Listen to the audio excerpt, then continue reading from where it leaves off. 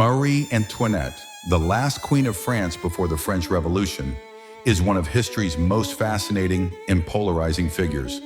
While her name is often associated with excess and privilege, her contributions to charity and efforts to aid the poor are often overlooked. She was born Maria Antonia Josepha Johanna on November 2, 1755, in the Grand Hofburg Palace of Vienna, Austria. The 15th child of Empress Maria Theresa and Emperor Francis I, she grew up amidst the splendor of the Austrian court. Little did she know her destiny would lead her to the gilded halls of Versailles and into the pages of history. At just 14 years old, she left her homeland to marry Louis Auguste, the future King of France.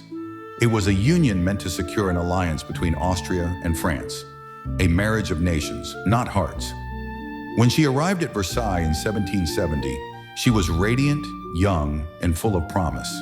France embraced her, but the road ahead was fraught with challenges. In 1774, her husband became King Louis XVI, and she ascended as Queen of France. At first, Marie Antoinette dazzled the court with her grace and beauty. She loved fashion, art, and music, becoming a trendsetter for the era.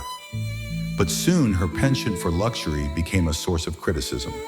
The French people, struggling with poverty and hunger, began to see her as frivolous, detached, and out of touch. The quote, "Let them eat cake," is famously attributed to Queen Marie Antoinette, but there is no historical evidence she ever said it. The phrase appears in The Confessions by philosopher Jean-Jacques Rousseau, written in 1766, when Marie Antoinette was just 10 years old and not yet in France. Over time, the quote became associated with Marie Antoinette, possibly due to her reputation for extravagance and the anti-monarchy propaganda of the French Revolution. Yet beneath the glittering image of excess, there was another side to Marie Antoinette, a side often overlooked.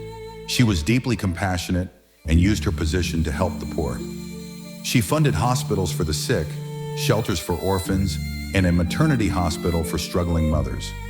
During harsh winters, she provided food and fuel to the impoverished, and she frequently donated her personal wealth to charity.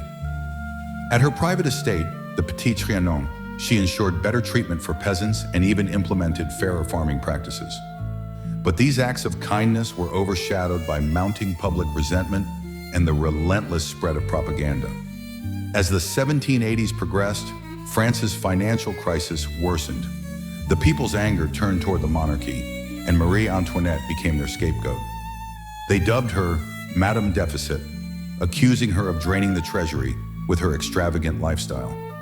Though she had sold her own jewels to aid the treasury, the tide of public opinion was too powerful to turn. The revolution began in 1789, and the royal family's world collapsed. They were forced to leave the grandeur of Versailles for the confines of Paris, living under the watchful eye of revolutionaries.